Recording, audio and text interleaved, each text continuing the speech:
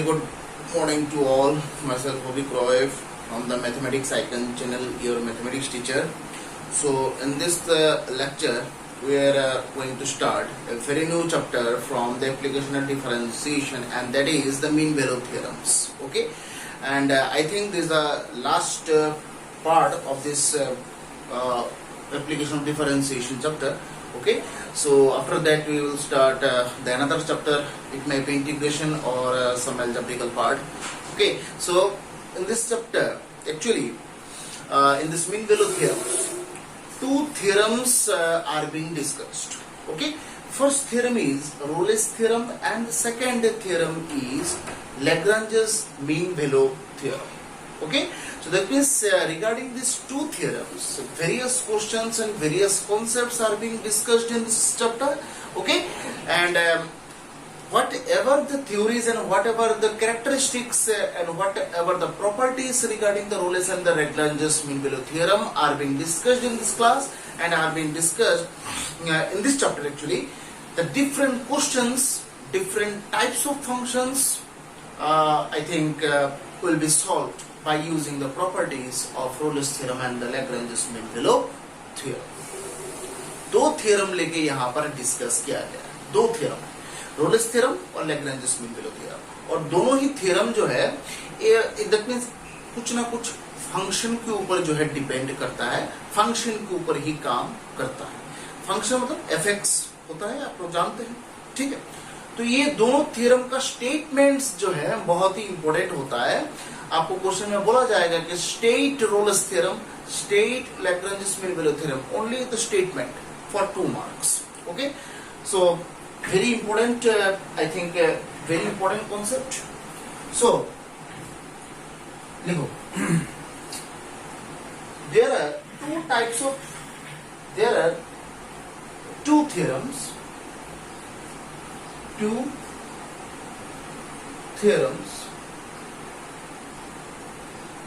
First one is Rolle's theorem. Second one is Lagrange's mean value theorem. ये दो theorem लेके ही यहाँ पर डिस्कस किया गया. ठीक है, तो ये दोनों थ्योरम डिस्कस करने के लिए सबसे पहले आप रोलेस थ्योरम शुरू कर दीजिए. Rolle's theorem. ठीक है, late f such that close interval a comma b to r means real number. Okay, is a function, मतलब एक फंक्शन ऐसे लिया गया जिसमें डोमेन जो है वो a comma b है. that means all the values of x will belong to this interval. that means a, b and all the values between these two.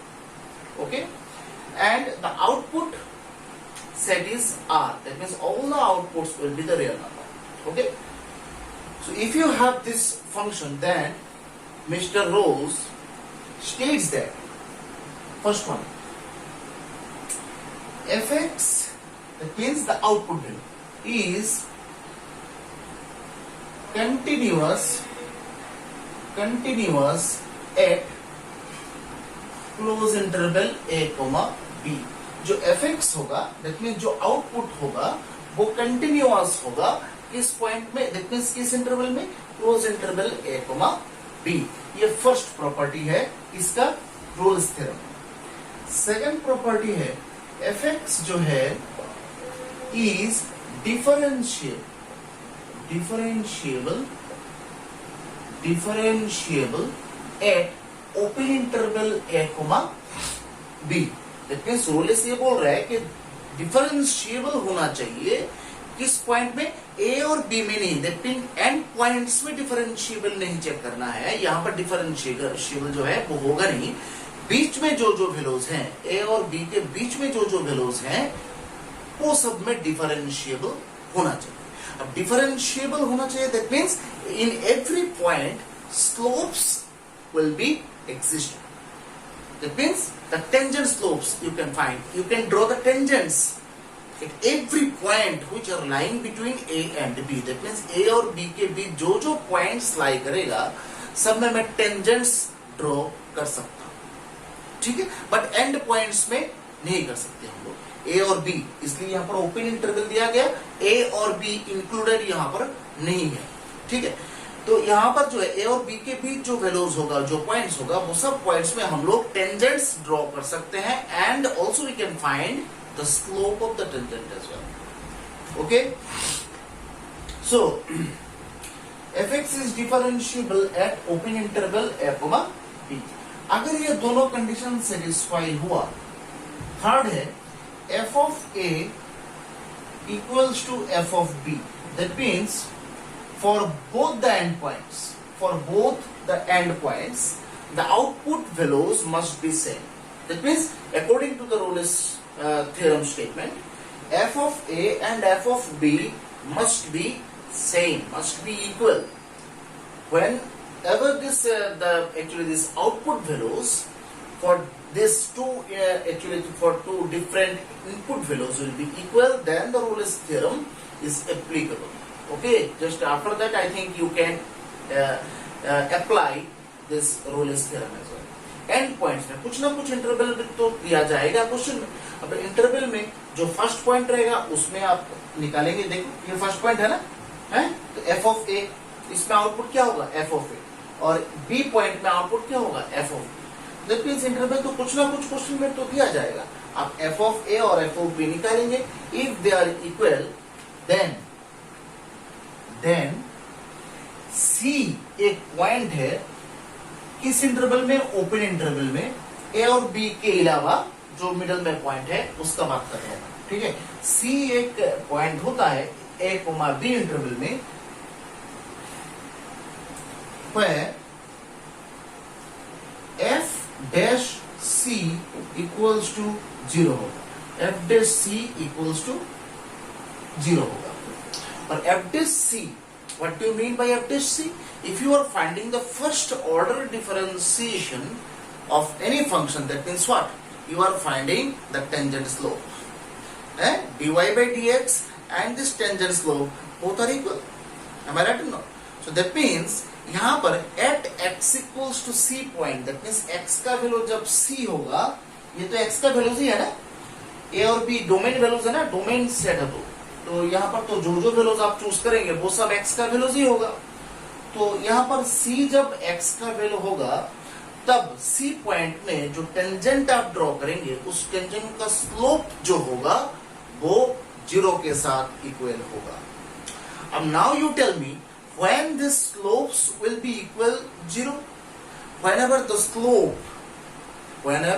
slope, that means this tangent line is parallel to x-axis, then only the slope will be 0. That means कोई भी line x-axis के साथ parallel हो तभी जाके उस line का slope जो है वो 0 निकल रहा है, ठीक है।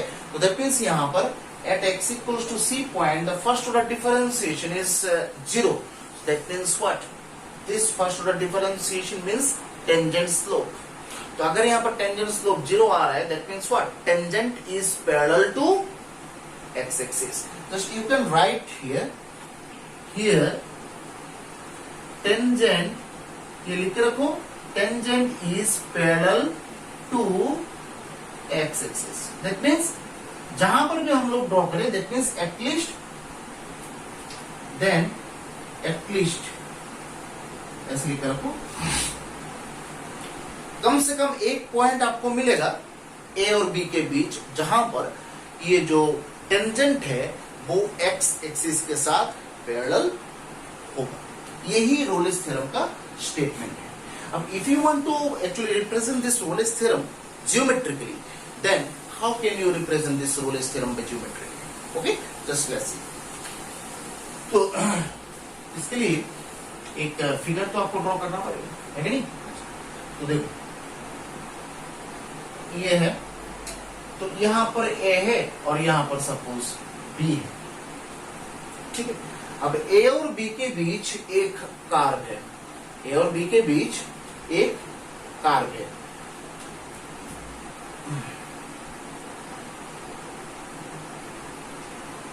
तो ये क्या होता है, ये f ऑफ a होगा, तो ये जो पॉइंट है इस पॉइंट का कोऑर्डिनेट क्या होगा, a comma f of a, है कि नहीं। तो ऐसा, और यहां पर भी एक पॉइंट है सेम, तो ये कौन सा पॉइंट होगा, b comma f of b, और ये जो लेंथ है वो f ऑफ b होगा शायद, है कि नहीं। सो दैट मीन्स अगर ऐसा कुछ कार हो,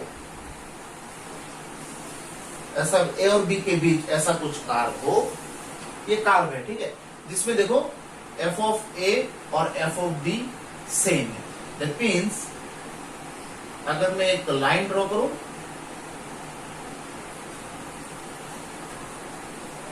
ठीक है, f ऑफ a और f ऑफ b इक्वल है ना, तो दोनों को ज्वाइन करके अगर मैं एक लाइन निकालू यहां पर, तो f ऑफ यहां पर a और b के बीच ऐसा एक पॉइंट है जो पॉइंट ये C नाम दिया गया, ठीक है। अब C पॉइंट में जो टेंजेंट हम लोग ड्रॉ करेंगे, क्योंकि f डैश C, तो C पॉइंट में एक टेंजेंट यहां पर ड्रॉ कर रहे हैं, ठीक है। जो टेंजेंट का स्लोप, देखो ये टेंजेंट जो है पैरेलल टू x एक्सिस है ना, this line is x axis, so this tangent and this x axis are parallel, that's why f dash C equals to 0 होगा, f dash C equals to 0 होगा, ठीक है। So that means यहां पर इस car के अंदर एटलीस्ट एक पॉइंट ऐसा होगा C, जिसमें अगर मैं टेंजेंट ड्रॉ करूं, वो टेंजेंट का स्लोप जो है 0 के साथ इक्वल होगा। दैट मीन्स टेंजेंट जो है वो x एक्सिस के साथ पैरेलल होगा, ठीक है। और कंडीशन क्या है, जब f ऑफ a और f ऑफ b इक्वल हो तभी ये केस पॉसिबल है, और f ऑफ a और f ऑफ b अगर सेम ना हो तो यहां पर ये जो f डैश C इक्वल 0 कभी नहीं होगा। यहां पर ये जो टेंजेंट आपने C पॉइंट में ड्रॉ किया है ना, वो कभी भी पैरेलल नहीं होगा, किसके साथ, x एक्सिस के साथ, ठीक है। ये रोलिस थ्योरम का स्टेटमेंट है।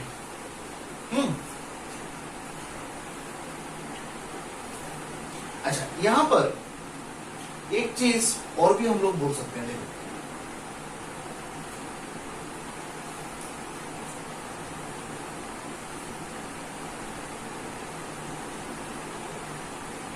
ये जो डॉटेड लाइन दिखाई दे रहा है ना तुम्हें, ये डॉटेड लाइन के साथ भी तो पैरेलल है कि नहीं।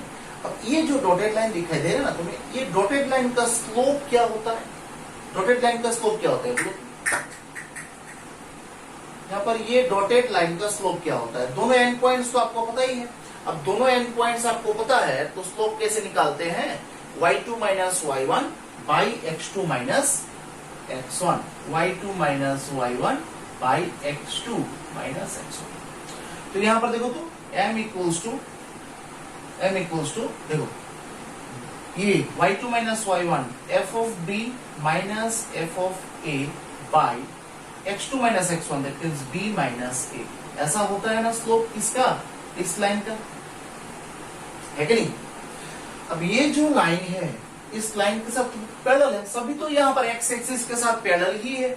अगर यहाँ पर ये हाइट अगर सेम हो तो ऑब्वियसली डॉटेड लाइन जो है वो x एक्सिस के साथ पैरेलल होगा, ये तो सब दिखाई दे रहा है मुझे, है कि नहीं। So that means if this two lines are parallel, that means ये लाइन का स्लोप और ये लाइन का स्लोप तो सेम होना चाहिए। दैट मींस ये जो है, ये m जो है ये f डैश C के साथ भी इक्वल है कि नहीं, f डैश C के साथ इक्वल है ना। f डैश C तो इसका स्लोप होता है और m होता है इसका स्लोप, तो m के जगह f डैश C हम लोग यूज कर सकते हैं। अब मैंने बोला है कि f ऑफ a और f ऑफ b तो सेम है, सेम होने से क्या होता है, ये जो न्यूमरेटर जो है वो 0 हो जाता है ना। देखो तो सेम होने से f dash C equals to 0 आ रहा है, so it is the Rolle's theorem, f dash C equals to 0, but the main condition is that this f of a or f of b, these two values must be equal, then this Rolle's theorem is applicable. Other than that, another theorem will be used. Okay, so it is the Rolle's theorem. step, and it is the geometrical interpretation, that means representation of the roller sphere. Okay, ये figure ऐसा भी हो सकता है इस type का भी हो सकता है, नो प्रॉब्लम. ये जो फिगर है इस टाइप का भी हो सकता है. ये ए है, ये बी है, ये F of A that means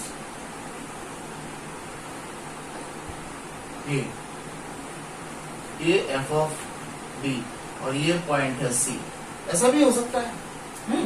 तो दैट मीन्स ये ऐसा लाइन होगा, ये ऐसा लाइन होगा और ये एक्स एक्सिस है. ऐसा भी हो सकता है, नो प्रॉब्लम. ठीक है, तो नेक्स्ट जाएंगे Lagrange's theorem. Just give the heading Lagrange's theorem. Lagrange's theorem.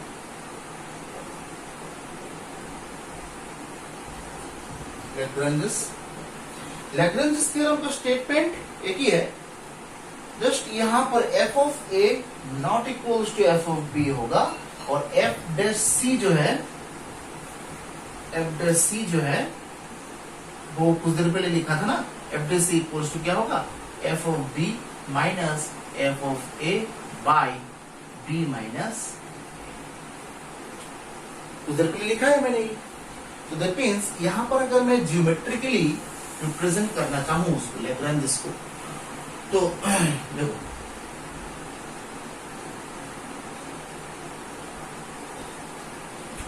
ये होता है ए पॉइंट और ये होता है बी पॉइंट. ठीक है, तो सपोज यहां से शुरू होते हैं.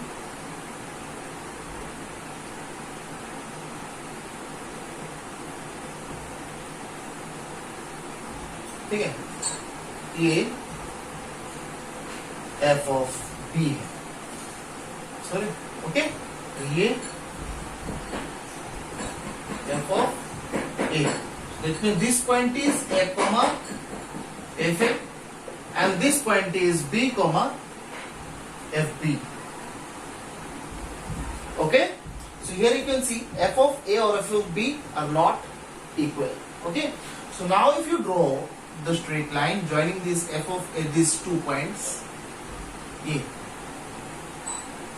if you draw the line just like that,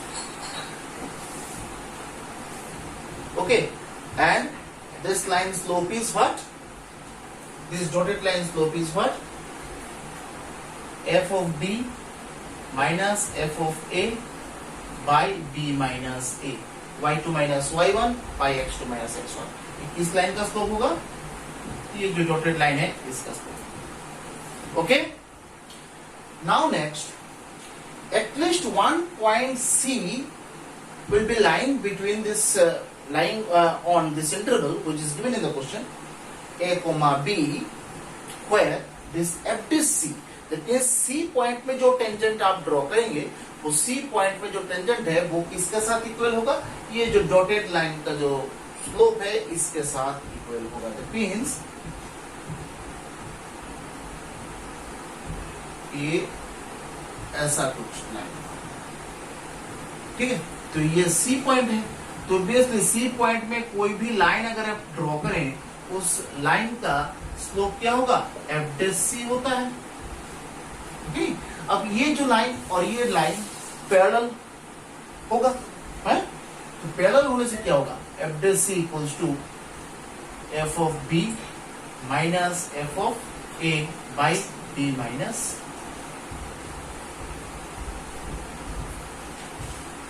ठीक है,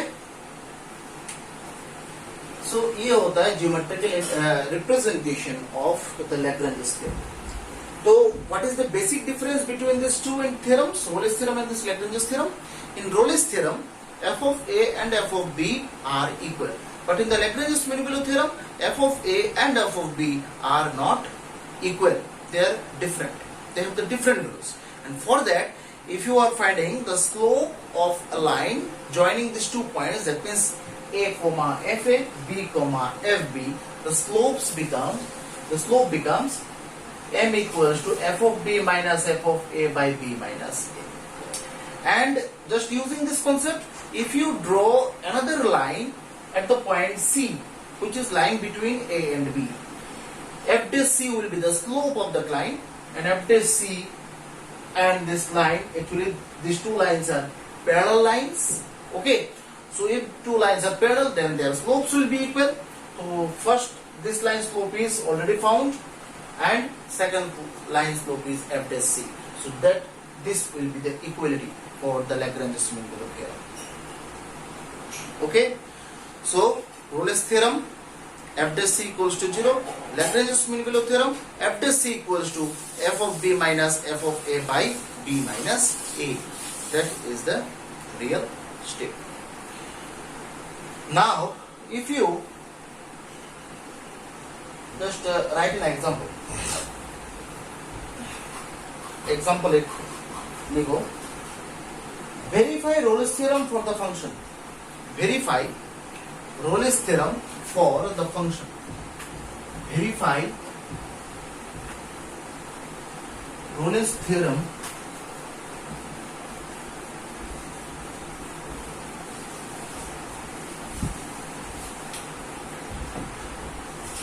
verify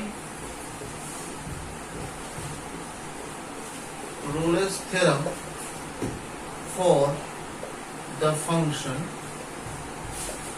fx equals to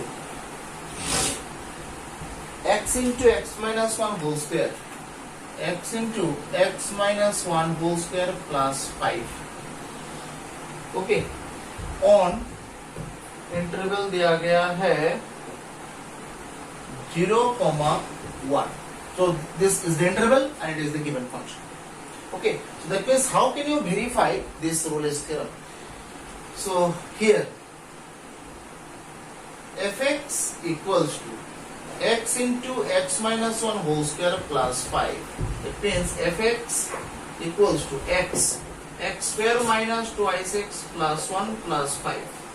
So fx equals to x cube minus twice x square plus x plus 5. So that means it is the algebraical polynomial. Algebraical polynomial. तो यहाँ पर for all x belongs to कहाँ 0, 1. That means whatever the values of x are going to be put here, that must be lying on this 0, 1 interval. Okay. So fx equals to this. Now first step is, what is the given interval here? 0, 1. So f of 0 निकालना है. F of 0 means यहाँ पर x के जगह 0, 0, 0, that means 5 आ रहा है answer. F of 1 निकालो. F of 1 means 1 cube minus 2 into 1 plus 1 plus 5. That means f of 1 equals to, I think, this equals to 5. तो यहाँ पर f of 0 equals to f of 1 equal आ रहा है. So Rolle's theorem is applicable. That means we can apply this Rolle's theorem for this particular function because the f of a and f of b are equal.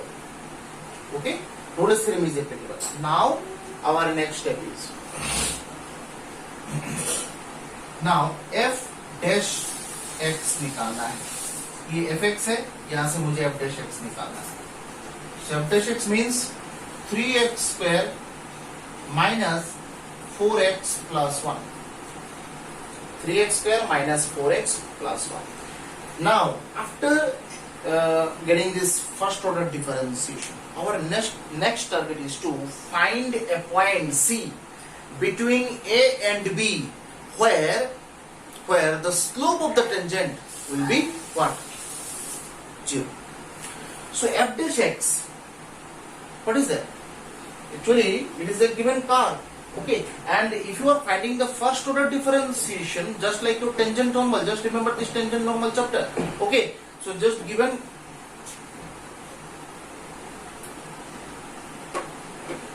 So for this given curve, if you are finding the first order differentiation of this given car, then I think you are finding the tangent slope indirectly. Okay, so that means f dash x will be the tangent slope. Am I right or not? So 3x square minus 4x plus 1 will be the tangent slope. But that means in which point? The particular point we don't know here. Okay, so if you want to find the particular point where you are finding the slope of the tangent, then what? F dash c equals to 0. Just remember this concept. F dash c equals to 0 for Rolle's theorem. This is the main concept. Okay, so देखो यहाँ पर now we need to find a point C which is lying between A and B where the tangent slope will be 0. That means tangent slope 0 होगा. ऐसा एक point मुझे निकालना है between a and b. That means ये जो interval दिया गया है ना 0,1 इंटरवल में ऐसा एक पॉइंट मुझे निकालना है जिसमें टेंजेंट का स्लोप 0 होगा. तो देखो ये टेंजेंट का स्लोप 0 है, तो इसका निकालने का जो प्रोसेस है, देखो let f dash x equals to 0. Tangent का जो स्लोप है उसको मैं 0 ले लेता हूं. तो 3x square minus 4x plus 1 equals to 0. So that means यहाँ पर अगर मैं मिडल टर्म फैक्टराइजेशन करूं, minus 3x minus x plus 1 equals to 0. So that means 3x square, अच्छा 3x कॉमन लूं, x माइनस 1 फिर minus 1 x minus 1 equals to 0. So that means 3x minus 1 is the first factor and the second factor is x minus 1 equals to 0. So x equals to 1 by 3, x equals to 1. ठीक है. अब C जो point है, according to the concept, C जो point है वो open interval में होना चाहिए 0,1. अब दोनों में से देखो x का 2 वैल्यू निकला. अब दोनों वैल्यू में से कौन सा वैल्यू 0 और 1 के बीच लाई करता है? ये x इक्वल्स टू 1 by 3. ये जो वैल्यू है ओपन इंटरवल 0,1 के बीच लाई करता है. But this value is not lying between 0 and 1. ठीक है. सो दैट मींस ये जो वैल्यू है उसको हम लोग एक्सेप्ट नहीं करेंगे. बट x का वैल्यू मुझे ऐसा मिला 1 by 3 जो इस इंटरवल में लाई करता है. जो गिवन इंटरवल है ना 0,1, इस इंटरवल में लाई करता है. दैट मींस यहाँ पर C का वैल्यू क्या होगा? 1 by 3. तो 1 by 3 तो ऑब्वियसली 0 और 1 के बीच ही लाई करेगा. ठीक है. तो दैट मींस ये जो रोलेस थ्योरम है वो सेटिस्फाइड, वेरीफाई हो गया है for the given function and for the given interval also.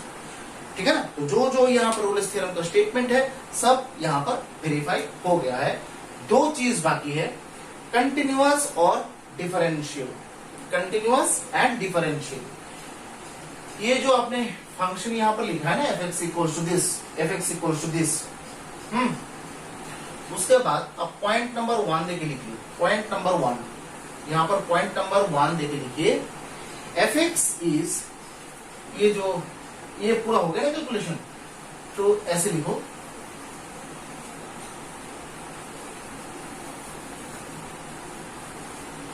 Point number 1 fx equals to x cube minus twice x square plus x plus 5.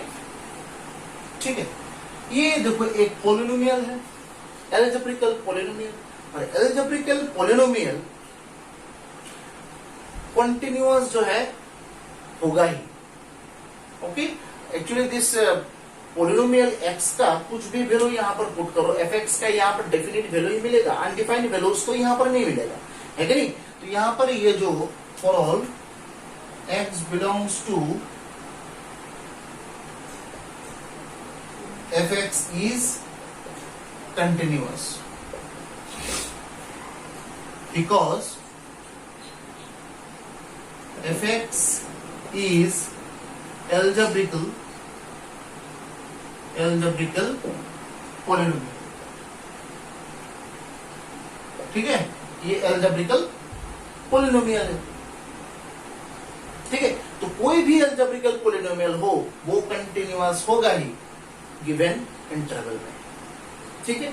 तो यहाँ पर पोलिनोमियल देने से आपको अलग से चेक नहीं करना पड़ेगा whether it is continuous or not. That means वो continuous, that means LHL and RHL use करके जो कंटिन्यूटी निकालते हैं वो जरूरत नहीं होता है. पोलिनोमियल होने से डायरेक्टली आप स्टेटमेंट लिख सकते हैं. Point number 2, obviously fx equals to x cube minus twice x square plus x plus 5 is a algebraical polynomial. algebraical polynomial, कोई भी polynomial हो, क्योंकि यहाँ पर अनडिफाइंड आने का तो चांस ही नहीं है ना, यहाँ पर तो सब x का, यहाँ पर देखो होल नंबर्स, दैट मींस यहाँ पर कोई फ्रैक्शन नहीं है. x अगर नीचे होता, डिनोमिनेटर में होता, then there actually there would have any chance. Okay, but here you have this algebraical polynomial. That means polynomial, and in the, actually a polynomial, it will be differentiable as well as continuous at the given interval. Obviously, okay. So is a algebraical polynomial. So it is differentiable. So it is differentiable at x equals to x belongs to 0, so no need to prove this thing. Okay, ठीक है. तो ये दोनों statement के बाद आपको वो वाला स्टार्ट करना है. ठीक है, दोनों स्टेटमेंट के बाद आपको वो वाला स्टार्ट करना है, f(0), f(1), ये जो मैंने कैलकुलेशन किया था. So that means लास्ट में स्टेटमेंट लिखो. So all the properties of Rolle's theorem are satisfied. So Rolle's theorem verified. Rolle's theorem verify आप लोगों ने कर लिया है. That means for this particular function and the interval, this will satisfy the Rolle's theorem statement. Okay. अब Lagrange's mean value theorem.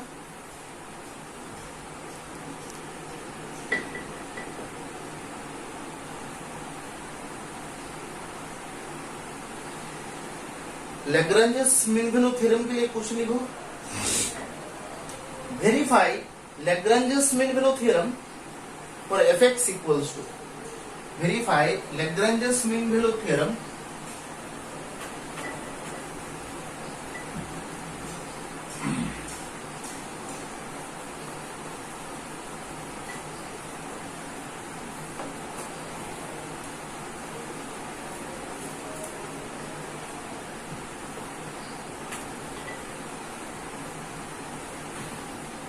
verify Lagrange's mean value theorem for fx equals to twice x square minus 10x plus 20, twice x square minus 10x plus 20 on 2,7 on close interval 2,7. That means this is the interval. तो यहाँ पर for this Lagrange's mean value theorem, here fx equals to twice x square minus 10x plus 20 and for all x belongs to 2,7. ठीक है, तो ये भी एक polynomial ही है. That means ये continuous और differentiable. That must be written as like the previous question, previous solution. So here f of 2 निकालो, 2 into 2 square minus 10 into 2 plus 20 है कि नहीं. तो आंसर क्या आ रहा है, 2 into 2 square that means 2 cube 8, और यहाँ पर ये तो कैंसिल 8. f of 7 क्या होता है, 2 into 7 square minus 10 into 7 plus 20. तो यहाँ पर देखो 49 into 2 that means 98 minus 70 plus 10 plus 20. तो यहाँ पर तो दूसरा कुछ वैल्यू आ रहा है, that means 130 आ रहा है, सॉरी 98 plus 20 कितना होता है, 118 minus 70. So I think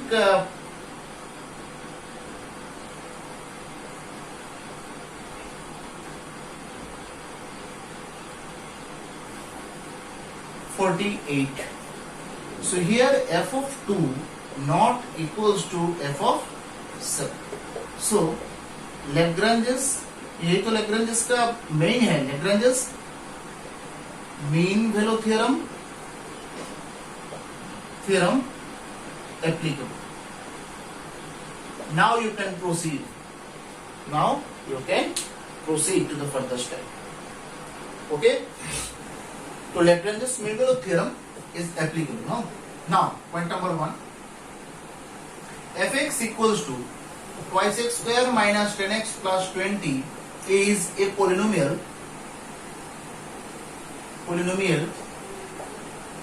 So fx is continuous at close interval 2, 7. Point number 2, similarly, just same thing will be written, but this close interval will be open, and it is the statement of the Lagrange's mean value theorem. Okay, so fx equals to, so point number 2, fx is differentiable because it is a polynomial.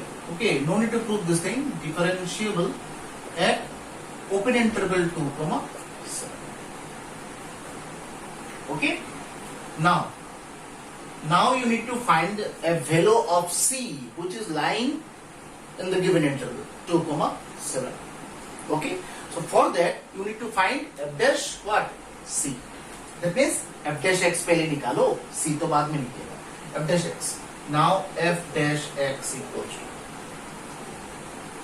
f dash x 4x minus 10. Okay, 4x minus क्या निकला? 10. तो यहां पर f of 2 का value क्या आया था? 8, और f of 7 का वैल्यू क्या आया था? 48. ये मिटा दो.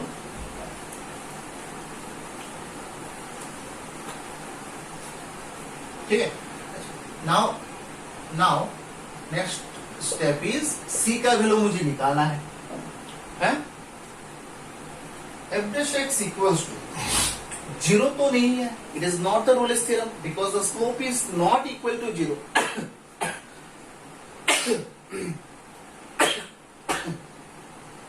Sorry.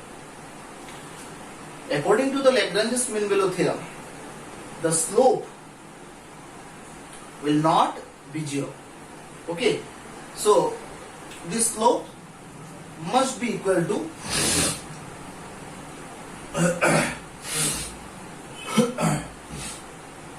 this f of b minus f of a by b minus a. It is the Lagrange's mean value theorem concept. So f dash x मतलब क्या होता है? 4x minus 10. f of b मतलब f of 7. f of 7 minus f of 2 by 7 minus 2. 7 minus 2. So that means 48 minus 8 by 5. 4x minus 10 equals to 8. Right? So 4x equals to 18. That means x value is 18 by 4. Again, that means 4.5, which is belongs to open interval 2, 7. That means this 4.5 is the value of c. So c equals to 4.5, which is lying 2, 7. That means if you are taking this slope equals to this f of b minus f of a by b minus a, then the value of c is coming in the interval 2, 7. That means c का value 4.5 निकला. That means interval के अंदर लाई कर रहा है, जो given interval में. अगर यहाँ पर गिवन इंटरवल में लाई नहीं करता, then this Lagrange's mean value theorem will not be satisfied. Okay, then you need to write the statement not verified. Okay, so यहाँ पर c का वैल्यू इंटरवल के अंदर आना ही है. c का वैल्यू इंटरवल के बाहर चला जाएगा. So this Lagrange's mean value theorem. That means इस इंटरवल में ये Lagrange's mean value theorem satisfy नहीं हो रहा है, इंटरवल के बाहर हो रहा है किसी न किसी जगह. तो ये तो हम लोग को क्वेश्चन ही है. क्वेश्चन तो है एक पर्टिकुलर इंटरवल दिया गया है, उस इंटरवल में ये फंक्शन जो है, गिवन फंक्शन जो है, वो सेटिस्फाई कर रहा है कि नहीं Lagrange's mean value theorem, वो हम लोग को निकालना है. तो यहाँ पर नहीं हो रहा है तो नॉट वेरीफाइड, हो रहा है तो वेरीफाइड. तो यहाँ पर C equals to 4.5, that means verified. So Lagrange's theorem verified for given interval. Okay, यही सॉल्यूशन होता है Rolle's theorem and Lagrange's mean value theorems. अब डिफरेंट टाइप्स का फंक्शंस दिया जाएगा जो आपको प्रूव करना है, सॉल्व करना है, वही और कुछ नहीं, ठीक है।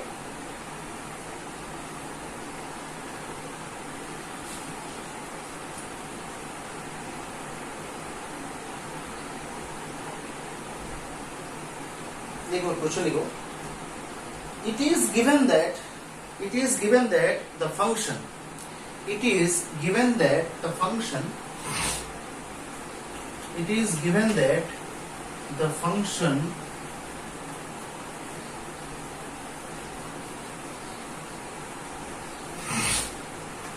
it is given that the function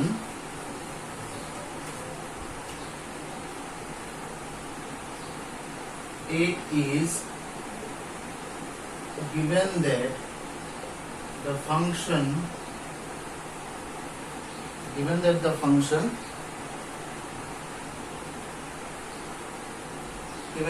the function fx equals to x cube minus 6x square, fx equals to x cube minus 6x square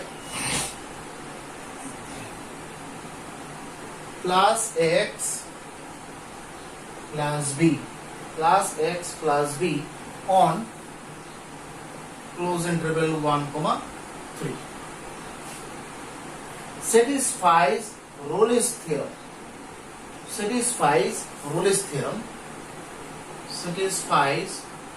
That means this Rolle's theorem is satisfied, already it is given. Satisfies Rolle's theorem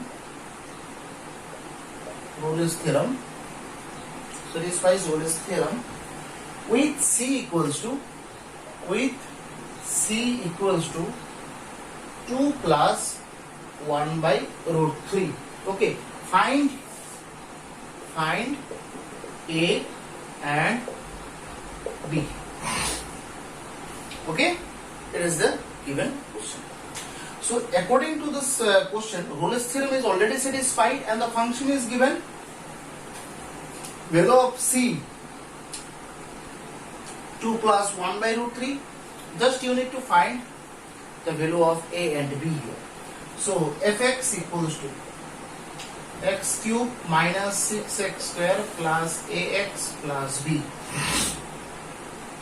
What is the interval here? This one is the interval. So f of 1 equals to क्या होगा? 1 cube minus 6 into 1 square plus a plus b. So 1 minus 6 plus a plus b. That means a plus b minus 5. F of 3 cube minus 6 into 3 square plus a into 3 plus b. 27 minus 54 plus 3a plus b equals to 3a plus b minus 27. So since fx satisfies Rolle's theorem, already this Rolle's theorem is satisfied. This Rolle's theorem, obviously f of a और f of b दोनों same होगा. f of a मतलब 1 और f of b मतलब 3. It is the initial statement of this Rolle's theorem. So f of 1 equals to f of 3. दोनों a plus b minus 5 equals to 3a plus b minus 27. So सब एक साथ ले आएंगे तो माइनस है, यहाँ पर b कैंसिल. So यहाँ पर ट्वाइस a उस साइड में लेके जा रहे हैं, ठीक है, और इधर twice a minus 22 equals to 0. That means a equals to 11. Okay, ये तो ए का वैल्यू मिल गया. अब बी का वैल्यू निकालना है. नाउ एफ डैश सी, रोलेस थ्योरम, एफ डैश सी, एफ डैश एक्स मुझे निकालना है. ये इक्वेशन नंबर 1 है. नाउ ऐसे लिखो. Now f dash x equals to 3x square minus 12x plus a. ये एफ डैश एक्स है. ठीक है.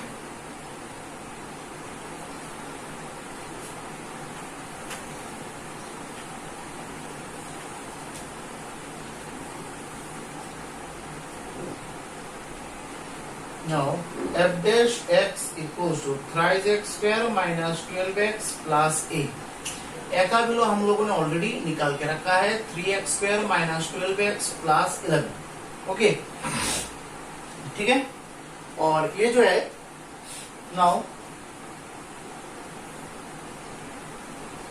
f dash x equals to 0. That means 3x square minus 12x plus 11 equals to 0. ठीक है.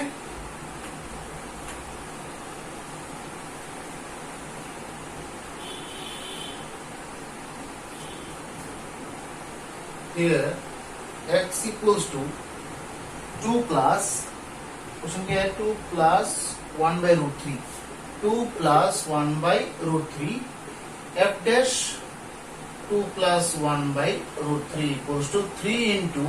अच्छा, यहाँ पर देखो, मुझे तो टारगेट यहाँ पर b का वैल्यू निकालना है, लेकिन b तो किसी भी जगह यहाँ पर नहीं आ रहा है. ये सब वैल्यू बिठा के भी हम लोग क्या करें, है कि नहीं. यहाँ पर a प्लस 11 बिठा दो. b तो यहाँ पर तो है ही नहीं, मैं b कहां से निकालूं. a का वैल्यू 11 निकल गया. Very good. f dash x तुमने निकाला है 3x का, ये जो बिठा है. फिर a के जगह 11 बिठा दे. फिर x का c का वैल्यू यहाँ पर क्वेश्चन में गिवन है. दैट मींस ये c जो है वो तो x का ही वैल्यू है. 2 plus 1 by root 3. मैंने सोचा था कि f डैश x में x का वैल्यू बिठाने से और एक इक्वेशन मिलेगा जिसमें b होगा. फिर a का वैल्यू पुट कर देंगे, b का वैल्यू निकाल देंगे. बट यहाँ पर तो b है ही नहीं. डिफरेंशिएशन में b तो यहां से चला गया, है कि नहीं. b तो कांस्टेंट है, वो तो डिफरेंशिएशन में चला गया. अब b कहां से निकाले. दैट मींस b का वैल्यू यहाँ पर निकालना जो है वो मुश्किल हो रहा है. b का वैल्यू यहाँ से नहीं निकल रहा है. a का वैल्यू 11 है. तो b का वैल्यू अगर नहीं निकाल पा रहे हैं हम लोग, तो अब फंक्शन में जाओ. फंक्शन में देखो b तो कांस्टेंट है. b क्या है, कांस्टेंट है. b के साथ कुछ x का टर्म भी नहीं है. तो दैट मींस b का यहाँ पर कुछ भी वैल्यू हो, क्या प्रॉब्लम, क्या फर्क पड़ता है यहाँ पर. क्योंकि f डैश x में b के जगह यहाँ पर कुछ भी पुट हो, अल्टीमेटली तो 0 ही आना है. b तो कांस्टेंट है, x का कोई टर्म भी नहीं है. सो दैट मींस यहाँ पर b की जगह अपने मन में जो मर्जी आप यहाँ पर बिठा सकते हैं, क्योंकि ultimately f dash x first order differentiation में वो 0 ही होना है. सो that means here p is any real number. But यहाँ पर देखो b तो हाई नहीं रहा है. तो अगर b आता तो हम लोग यहाँ से कुछ b का वैल्यू निकाल देते. बट b तो यहाँ पर आ ही नहीं रहा है. तो यहाँ पर फंक्शन में जाएंगे, जाने के बाद देखेंगे कि b है कहाँ. b देखो कांस्टेंट पार्ट में है. तो कांस्टेंट पार्ट में b है. दैट मींस b का वैल्यू यहाँ पर कोई भी बाइंडिंग नहीं है, कांस्टेंट है. That means any real number can be put here. Okay, so that means ultimately the value of a is 11 and value of b is what? Value of b is all the real numbers. Okay, so in this lecture just we had discussed this Lagrange's and the Rolle's theorem. Only one lecture I think will be provided for this chapter, only one lecture, and after that this chapter will be completed. Okay, and after that we will move to the other chapter. Okay, it may be integration, it may be whatever the requirement according to the time, that will be started. Okay, so इस video में सिर्फ इतना ही. मिलते हैं next video में. Till then stay safe and stay healthy. And if you like my videos then subscribe, like and share my channel for the better experience. Thank you very much for joining my classes. Bye and जय हिंद.